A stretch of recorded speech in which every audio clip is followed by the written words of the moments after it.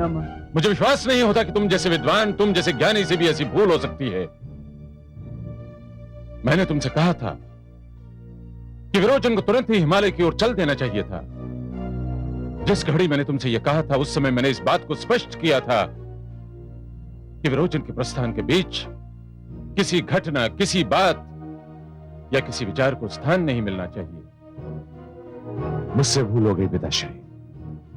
पुत्र जन्म के समाचार ने विरोचन को भी सुख से अधीर कर दिया था और मैं भी भावुकता की धारा में बह गया। आश्चर्य है,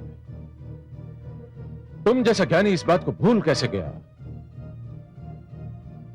कि मूल नक्षत्र में जन्म लेने वाला पुत्र स्वयं ही अपने पिता की मृत्यु का कारण बन सकता है। तो क्या इस भूल का कोई प्रायश्चित संभव नहीं? तो क्या आप कुछ भी नहीं हो सकता? अब तो आशा की केवल एक ही किरण दिखाई दे रही है। कौन सी किरण पिताश्री? यदि सूर्यदेव ने विरोचन की साधना स्वीकार कर ली तो कदाचित विरोचन के सर पर मंडराता मृत्यु का संकट दूर हो जाए। यह सब अब सूर्यदेव की कृपा पर है।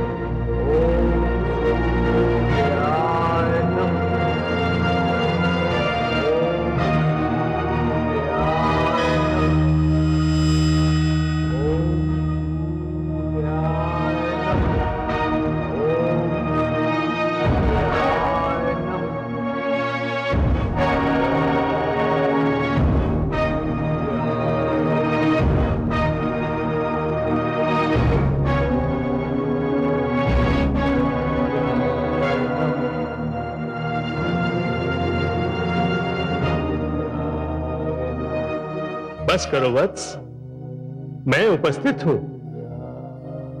मैंने तुम्हारा कठोर तप स्वीकार कर लिया है।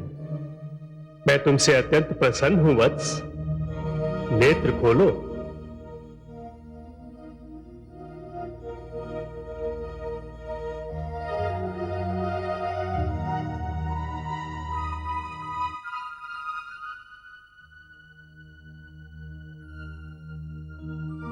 सूर्यदेव, प्रणाम सूर्यदेव, प्रणाम।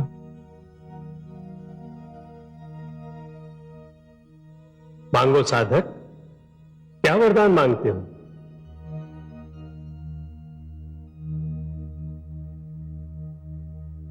हे सूर्यदेव, मेरी तपस्या को स्वीकार करने के लिए आपको कोटि कोटि धन्यवाद।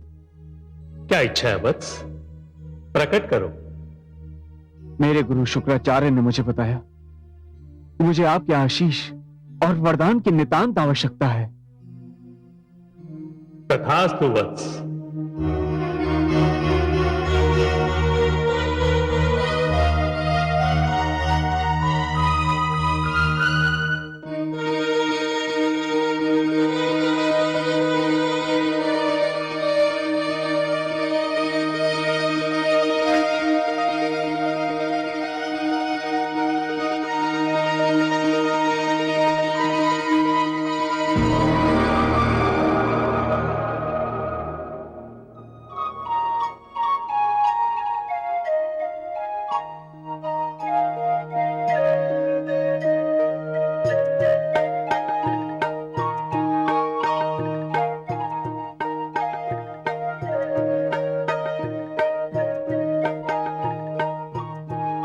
तक ये मुकुट तुम्हारे पास रहेगा, तुम्हें अचानक और अकाल मृत्यु का भय नहीं रहेगा। अचानक और अकाल मृत्यु का भय? हाँ वत्स, तुम्हारे गुरुदेव ने कदाचित स्नेह के कारण तुम्हें यह नहीं बताया कि तुम्हारे सिर पर अचानक और अकाल मृत्यु का संकट मंडरा रहा है। उन्हें इसकी सूचना उनके पिताश्री तथा महान ज्योतिषाचार्य भृगु ऋषि ने दी थी। परंतु चिंता मत करो, यह मुकुट अब इस अचानक और अकाल मृत्यु के संकट के विरुद्ध सुरक्षा चक्र सिद्ध होगा।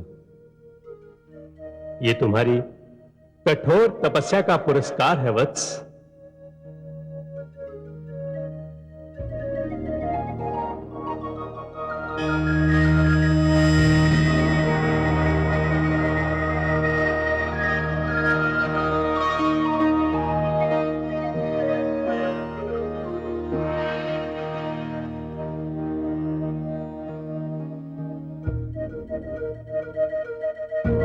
प्रणाम गुरुदेव।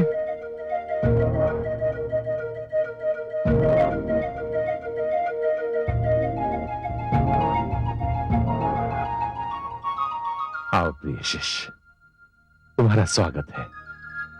प्रणाम गुरुदेव, प्रणाम। गुरुदेव, आपकी कृपा से मेरी तपस्या संपूर्ण हुई। संपूर्ण भी हुई और सफल भी हुई, मुझे ज्ञात हो चुका है।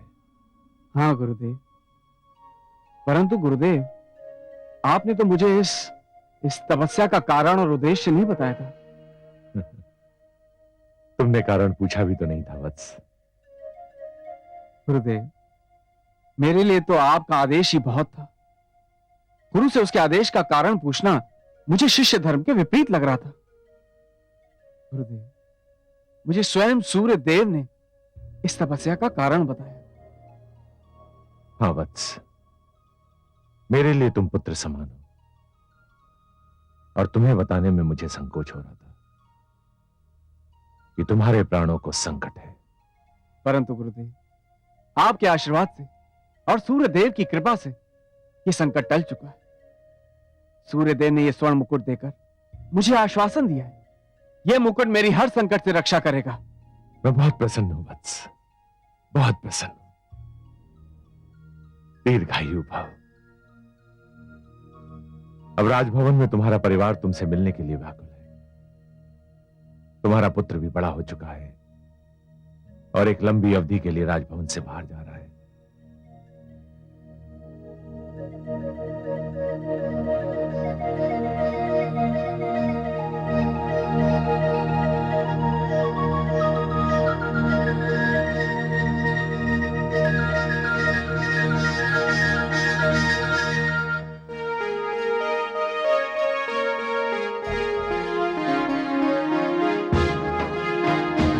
महाराज विरोचन की जय। महाराज विरोचन की जय। महाराज विरोचन की जय।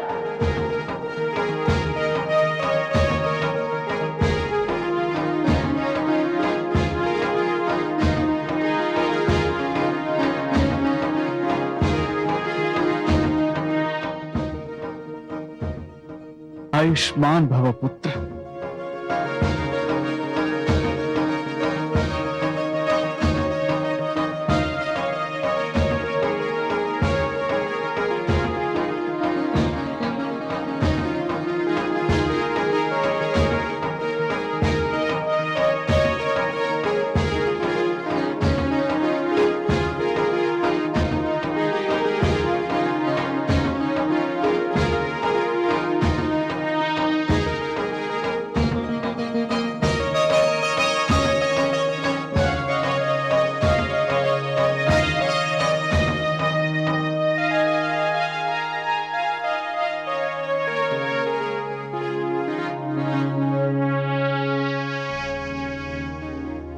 गुरु शुक्राचार्य कह रहे थे कि मेरा पुत्र एक लंबी अवधि के लिए कहीं बाहर जा रहा है।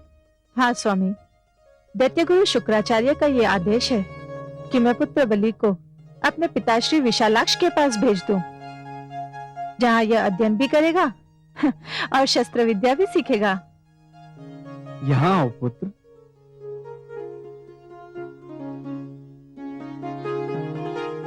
कितना बड़ा हो गया मेरा पुत्र। मैं तो इसे एक नवजात शिशु के रूप में छोड़कर गया था। उस घटना और आज के दिन के बीच 10 वर्ष की लंबी अवधि बीत चुकी है और 10 वर्ष में तो कभी कभी 10 युग भी बीत जाते हैं पिताश्री। सुंदर, अति सुंदर। मेरे पुत्र की वाणी से तो अभी से ही साहित्य का रंग छलक रहा है। विशालाक्षी, मुझे हर्ष हुआ कि मेरी अनुपस्थिति में आपने मेरे पुत्र की शिक्षा दीक्षा में कोई कमी नहीं आने दी। मैं इसकी योग्यता से प्रभावित हूं। परंतु मैं बहुत चिंतित हूँ स्वामी। चिंतित हैं? क्यों देवी? मुझे अपने पुत्र से कभी कभी बहुत चिंता होने लगती है। चिंता? क्या बात है? मैं समझा नहीं। इसका हाथ इतना खुला हुआ है कि उसमें कुछ रुकता ही नहीं। जो कुछ भी इसके पास होता है उसे तुरंत दान कर देता है। कई बार तो अपने आभूषण दान कर चुका है। एक बार बाहर खेलने गया तो अपने वस्त्र उतारकर एक बालक को दे दिए और स्वयं वस्त्रहीन राजभवन वापस आ गया। पिताश्री, क्या दान देना कोई बुरी बात है? कदापि नहीं पुत्र। महान सम्राट प्रहलाद का पौत्र दान ही नहीं होगा तो और क्या होगा? पिताश्री, क्या दान की कोई सीमा निर्धारित की जा सकती है? दान की सीमा का संबंध दानी के सामर्थ्य से होता है पुत्र। यदि दानी के सामर्थ्य की सीमा नहीं तो उसके दान की भी कोई सीमा नहीं होनी चाहिए। पुत्र, उस सैनिक को देखो जो देश और उसकी सीमाओं की रक्षा के लिए अपने प्राणों तक का दान दे देता है। भला उससे महान दानी कौन हो सकता है जो परहित के लिए ब्रह्मांड की सबसे मूल्यवान वस्तु अपने प्राणों तक का दान दे दे। धन्यवाद पिताश्री, मुझे आपसे इसी उत्तर की आशा थी। अब मुझे अनुमति दे। अपने पुत्र के उज्जवल भविष्य के लिए और शिक्षा के लिए मुझे अनुमति तो देनी ही पड़ेगी पुत्र। परंतु मुझे सदैव यह दुख सताएगा कि जिस व्यक्ति को उसके पिता ने अथाह प्यार दिया वो व्यक्ति अपने पुत्र को उसका एक अंश भी न दे सका। हाँ पुत्र, मेरे पिताश्री ने मुझे अपने साथ इस प्रकार रखा जैसे काया के साथ छाया रहती है। परंतु मैं तो तुम्हारे जन्म लेने के दिन ही तुम्हें छोड़कर चला गया था और 10 वर्षों के उपरांत जब लौटा तो तुम्हें विदा करने के लिए मेरी माताश्री ने मुझे आपके अंश का प्यार भी दिया। मैं तुम्हारी माताश्री का अत्यंत आभारी हूं पुत्र। आप भी तो पुत्र को जाने की अनुमति दे रहे हैं। यह भी तो प्यार ही का अंश है। शिक्षा के लिए यह बलिदान ही तो माता पिता के प्यार का सबसे बड़ा प्रमाण है ना स्वामी? मुझे भी दुख हो रहा है पिताश्री कि जब मैं आप दोनों की सेवा के योग्य हुआ तो मुझे आपसे विदा होना पड़ रहा है। परंतु गुरुदेव भी यही कहते हैं कि राजा बनने के लिए यह सब करना ही पड़ता है। गुरुदेव सत्य कहते हैं पुत्र। उनका दिया मार्गदर्शन ही तुम्हारा सौभाग्य है। गुरुदेव ने मुझे यह भी बताया कि देवता सदैव हमारे विरुद्ध रहते हैं। हमें उनसे सतर्क रहना चाहिए। वे हमें किसी भी समय हानि पहुंचा सकते हैं। पुत्र, इससे तुम्हें भयभीत होने की कोई आवश्यकता नहीं है। यदि देवताओं ने संकट खड़ा भी किया तो मैं उनका सामना करूंगा। यदि आप पर कोई संकट आया तो मैं संकट लाने वाले को जीवित नहीं छोड़ूंगा, भले ही वो देवता ही क्यों न हो। ऐसा कुछ नहीं होगा पुत्र, ऐसा कुछ नहीं होगा। मुझे सारे देवताओं पर ना सही परंतु भगवान विष्णु पर पूरा भरोसा है। अब तुम्हें जाना चाहिए पुत्र। आयुष्मान भव। चिरंजीवी भव पुत्र।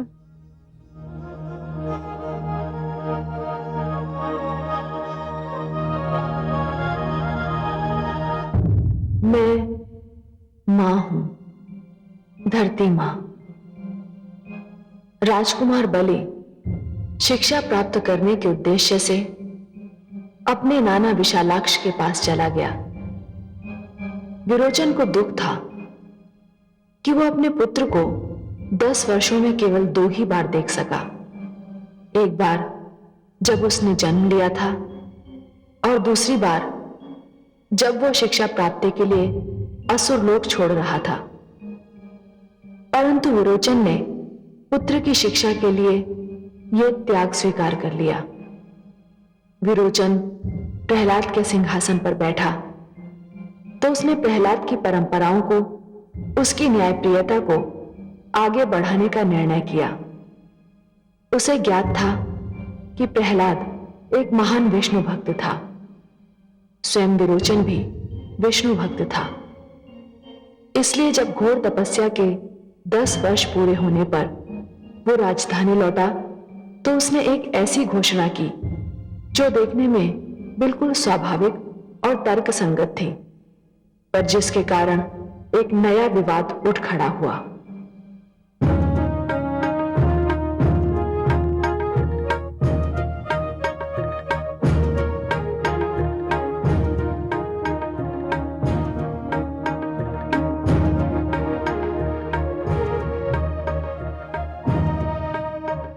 यशस्वी भव।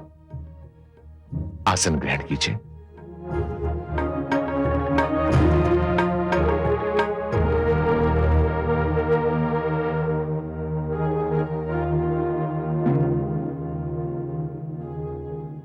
असुर लोक के आदरणीय सामर्थगण 10 वर्षों का समय बिताकर आने पर मुझे यह देखकर हार्दिक प्रसन्नता हो रही कि आज भी सभागार में वो लोग उपस्थित हैं जो मेरे पिताश्री महान सम्राट प्रहलाद की सभागार की शोभा बढ़ाते थे। मेरे पिताश्री की सफलता का कारण उनका अपना चरित्र, उनकी अपनी निष्ठा, उनका अपना स्वभाव तो था ही, पर आप जैसे महान व्यक्तियों का योगदान भी था। मैं इस योगदान का आदर करता हूं और इसकी महत्ता को भी जानता हूं, और अब मुझे विश्वास है कि यह महान योगदान मुझे भी मिलता रहेगा। मैं सभागार में उपस्थित समस्त सामंतों, मंत्रियों और सेनानियों की ओर से सम्राट विरोचन को अपने सहयोग और असुरलोक के सम्राट और अपने सिंहासन के प्रति अपनी निष्ठा का आश्वासन देता हूं। सम्राट विरोचन की जय! सम्राट विरोचन की जय! सम्राट विरोचन की जय! सम्राट विरोचन की जय! धन्यवाद महामंत्री, धन्यवाद सामंतगण। आज मैंने सभागार में आपको एक विशेष उद्देश्य से बुलाया है। आप सब तो जानते हैं मेरे पिताश्री महान विष्णु भक्त थे। विष्णु भक्ति की राह में उन्होंने कभी भी किसी से भी कोई समझौता नहीं किया। मैं भी अपने पिताश्री के पद चिन्हों पर चलना चाहता हूं। भगवान विष्णु पर मेरा भी अटूट और अटल विश्वास है,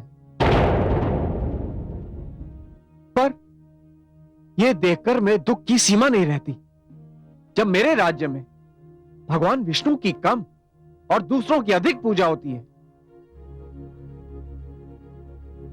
इसीलिए मैं आज से यह घोषणा करता हूं कि असुर लोक में केवल भगवान श्री विष्णु की उपासना की जाएगी। केवल वही हमारे पूज्य हैं, उनके अतिरिक्त किसी और को पूजनीय नहीं समझा जाएगा। भगवान श्री विष्णु के अतिरिक्त किसी और की पूजा या यज्ञ में किसी और का नाम आज से वर्जित घोषित किया जाता है। गुरुदेव, क्या आप मेरी इस घोषणा से सहमत हैं? सर्वथा सहमत हूं महाराज। धन्यवाद गुरुदेव, आपकी सहमति ने मेरी घोषणा को बल दे दिया है। समस्त असुरलोक में घोषणा कर दी जाए, ना ही भगवान विष्णु के अतिरिक्त किसी की पूजा होगी और ना ही यज्ञ में किसी को भाग दिया जाएगा।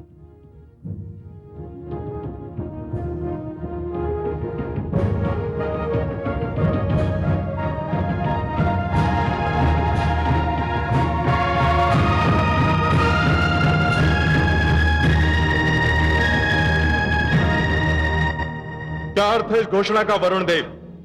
क्या औचित्य है इस आदेश का?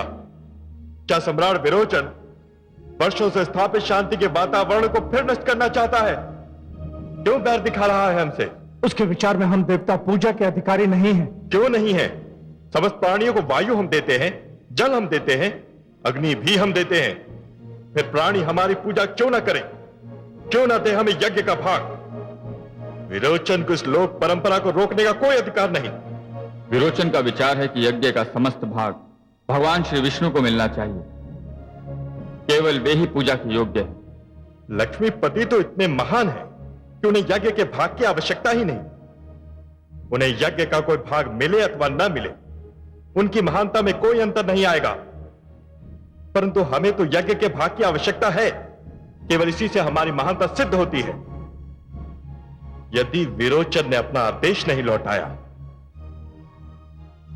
तो फिर हमें कुछ करना पड़ेगा। क्या है आपके मन में देवराज? हमें क्या करना पड़ेगा? विरोचन का वध। विरोचन का वध? विरोचन का वध? विरोचन का वध? क्या इतिहास फिर से स्वयं को दोहराने वाला है देवराज? क्या कहना चाहते हैं आप? हमने पहले भी तो प्रहलाद का वध करना चाहा था। वो मेरी भूल थी। मुझे आभास नहीं था कि दुष्टहिरण्यकशिपु का पुत्र विष्णु भक्त भी हो सकता है। कहीं विष्णु भक्त प्रहलाद के पुत्र विरोचन के विषय में अनुमान लगाने में हमसे फिर से कहीं एक बार भूल न हो जाए। कदापि नहीं। उसने खुल्लम खुल्ला हमें चुनौती दी है, हमें ललकारा है।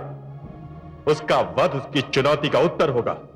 मुझे खेद है देवराज, विरोचन का वध भी संभव नहीं है। क्यों संभव नहीं? उसकी तपस्या से प्रसन्न होकर मैंने विरोचन को एक रत्न जड़ित मुकुट दे दिया है। जब तक वो मुकुट उसके पास है, कोई उसका वध नहीं कर सकता।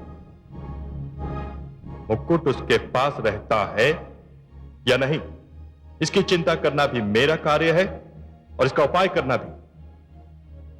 आप चाहे हमारे पक्ष में हो या ना हो, परंतु विरोचन का वध करना हमारे लिए नितांत आवश्यक हो गया है।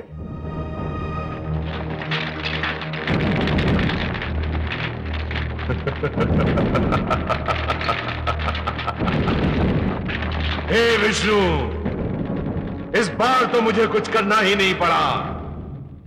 परिस्थितियां स्वयं विरोचन को वहां ले आई जहां मैं उसे लाना चाहता था, और ये एक घोषणा ही तुम्हारी और देवताओं की एकता भंग करने के लिए पर्याप्त है।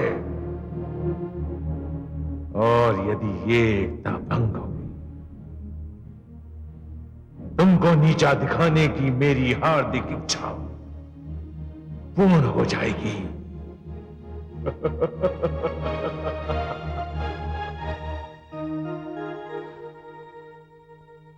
नहीं मानेंगे, दैत्य गुरु शुक्राचार्य कदापि नहीं मानेंगे। क्या हुआ महादेवी, आप निराश क्यों हैं? निराश नहीं हूं कमल नयन, किंतु दैत्य गुरु शुक्राचार्य ने मुझे बहुत दुखी कर दिया है। अब क्या किया उन्होंने? अच्छा भला सुख और शांति का वातावरण छाया हुआ है चारों ओर, किंतु दैत्य गुरु को कदाचित सुख और शांति भाती ही नहीं।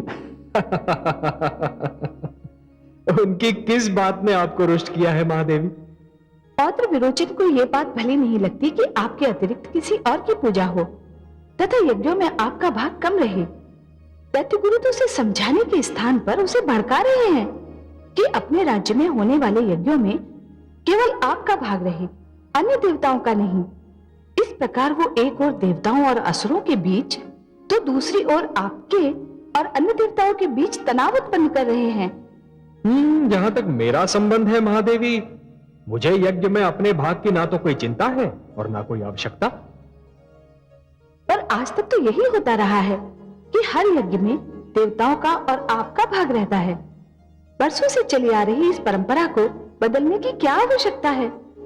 आवश्यकता तो नहीं है, परंतु जैसा मैंने कहा महादेवी कि यह प्रथा अवश्य बन गई है, परंतु यज्ञ का इन बातों से कोई सीधा संबंध नहीं। कमल नयन, ये क्या कह रहे हैं आप? बिल्कुल सत्य कह रहा हूं महादेवी। मैं भली भांति जानता हूं यज्ञ का संबंध अध्यात्म से कम और विज्ञान से अधिक है। विज्ञान से? कैसे कमल नयन? महादेवी, यज्ञ एक वैज्ञानिक प्रक्रिया है। हवन की अग्नि में जो जड़ी बूटियां हम समिधाओं के रूप में डालते हैं, वो वातावरण में पवित्रता और स्वच्छता उत्पन्न करती हैं। वो कीटाणुओं का नाश करती हैं। वृक्षों में फल फूल अधिक आते हैं। वर्षा उसकी सुगंध से नियंत्रित होती है। और इसीलिए महादेवी, यज्ञ में किसका नाम लिया जाता है या किसका नहीं लिया जाता, यह बात महत्वपूर्ण नहीं है।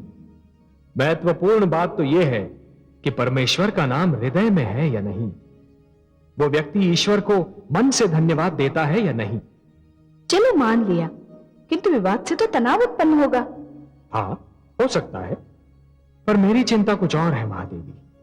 मेरी चिंता यह है कि जिस प्रकार घृणा की अग्नि दैत्य गुरु शुक्राचार्य के ज्ञान और विद्वत्ता को भस्म कर रही है, उसी प्रकार कहीं क्रोध की ज्वाला देवराज इंद्र के धैर्य और संयम को न भस्म कर दे।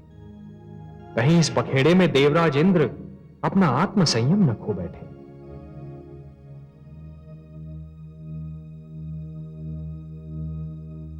महाराज, महाराज। क्या बात है महारानी? बहुत प्रसन्न लग रही हैं। लगता है कोई शुभ संदेश लेकर आई हैं आप। बहुत शुभ।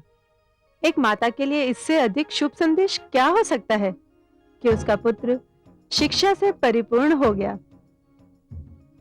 तो क्या मेरे पुत्र बलि ने शिक्षा समाप्त कर ली? शिक्षा तो कभी समाप्त हो ही नहीं सकती स्वामी। शिक्षा को सीमा में नहीं बांधा जा सकता, परंतु हाँ, पुत्र बलि के लिए शिक्षा का जो लक्ष्य निर्धारित किया गया था, उसने उसे अवश्य पार कर लिया है। मैं प्रसन्न हुआ महारानी, इसीलिए भी कि उसने ये लक्ष्य अति शीघ्र प्राप्त कर लिया। पुत्र बलि की स्मरण शक्ति आरंभ से ही बहुत तीव्र थी। वह एक बार कोई बात सुन लेता था तो उसके मस्तिष्क से वह नहीं निकलती थी। यदि वह भूलना चाहता तो भी नहीं भूल सकता था। महारानी, मेरा मन अपने पुत्र से मिलने के लिए व्याकुल हो उठा है। मैं उसे तुरंत यहां बुला लूंगा। हाँ, परंतु इससे पहले स्वयं हमें कामरूप देश जाना होगा। कामरूप देश? क्यों? पिताश्री ने विशेष दूत भेजा है। पुत्र बलि की गुरु दक्षिणा समारोह में वे हमारी उपस्थिति चाहते हैं और उनका यह निमंत्रण हम ठुकरा नहीं सकते। हम अवश्य चलेंगे महारानी। खेद का विषय यह है कि दैत्य गुरु शुक्राचार्य यहाँ नहीं। वो ये शुभ समाचार सुनकर अति प्रसन्न होंगे। कहाँ गए हैं गुरुदेव? वे अपने पिताश्री महर्षि भृगु से भेंट करने गए हैं। पुत्र विरोचन,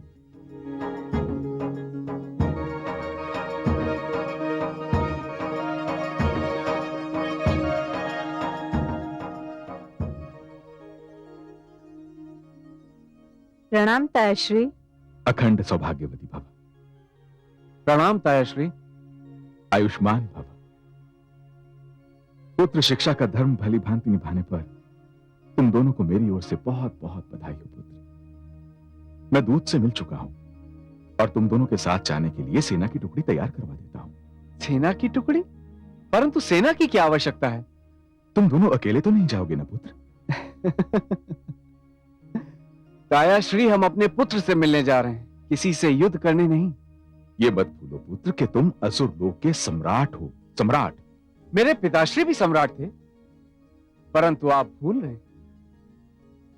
एक बार भयंकर आंधी और वर्षा में उन्होंने मेरी रक्षा के लिए सेना को भेजने से मना कर दिया था। अपने पुत्र से मिलने जाना मेरी व्यक्तिगत समस्या है और उससे मिलने के लिए महारानी और हम अकेले जाएंगे। क्यों महारानी? मैं तो वही करूंगी जो मेरे स्वामी की इच्छा है।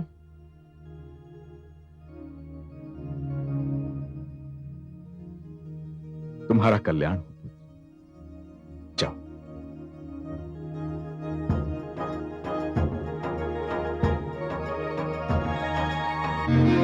हे सर्वेश्वर, मुझे अपने पौत्र विरोचन पर गर्व हो रहा है। महादेवी, मैं आपकी प्रकृति से भली भांति परिचित हूं। आप जिसे एक बार अपना मान लेती हैं, उस पर अपनी कृपा के पुष्प बरसाने का कोई ना कोई बहाना अवश्य ढूंढ लेती हैं। है ना? और इसीलिए ये सारा संसार आपकी मधुर मुस्कान का दास बन चुका है। परंतु हे कमल नयन, आपने ये नहीं पूछा कि मुझे पौत्र विरोचन पर गर्व क्यों हो रहा है? महादेवी, जानता तो हूं, पर आपकी सुंदर वाणी का आनंद लेना चाहता हूं। बताइए, क्यों गर्व हो रहा है? पौत्र विरोचन ने बलि के गुरु दक्षिणा समारोह में जाने के लिए अपने साथ सेना को ले जाने का प्रस्ताव अस्वीकार कर दिया। उसने अपने पिता और मेरे पुत्र प्रहलाद के इस नियम का पालन किया है कि शासकों को राजकीय साधन और राजकीय धन का अपने निजी कार्यों के लिए प्रयोग नहीं करना चाहिए। हे कमल नयन, क्या ये गर्व की बात नहीं है? सत्य वचन, अक्षरशः सत्य वचन।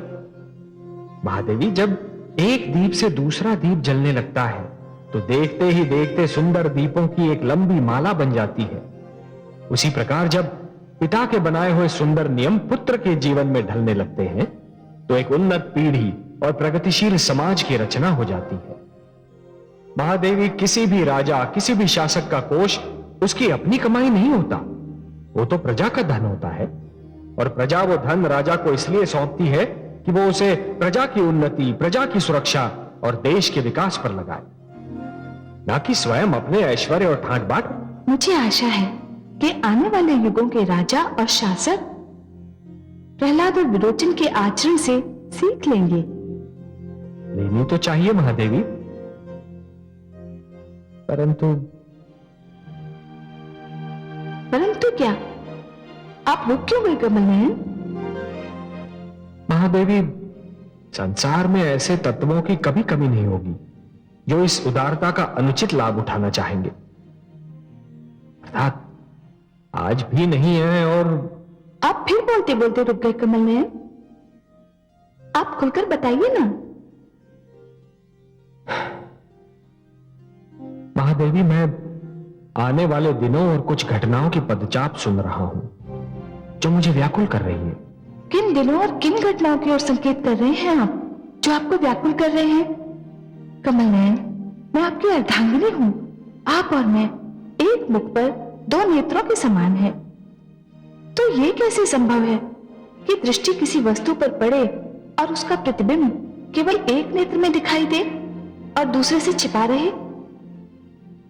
आपकी व्याकुलता में भागीदार बनने का मुझे अधिकार है।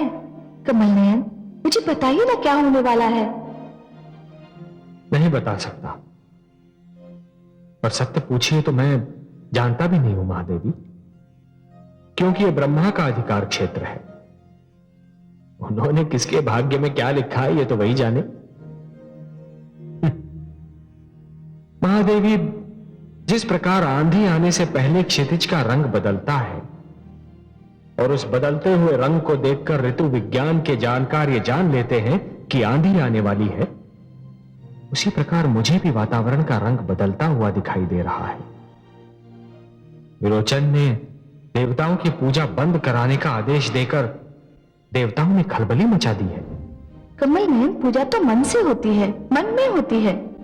शेष सब तो रीतियां हैं, रूढ़ियां हैं, जो कभी कभी कोरा आडंबर और ढकोसला दिखाई देते हैं। आप सत्य कह रही हैं महादेवी, पर इसका क्या किया जाए कि कुछ लोगों को कोरा आडंबर और ढकोसला ही प्रसन्न करता है। अब दुर्भाग्य से देवराज इंद्र इन्हीं लोगों में से हैं। उन्हें विरोचन का आदेश बुरा लगा है। मुझे भय है कि देवराज इंद्र कहीं कुछ कर न बैठे।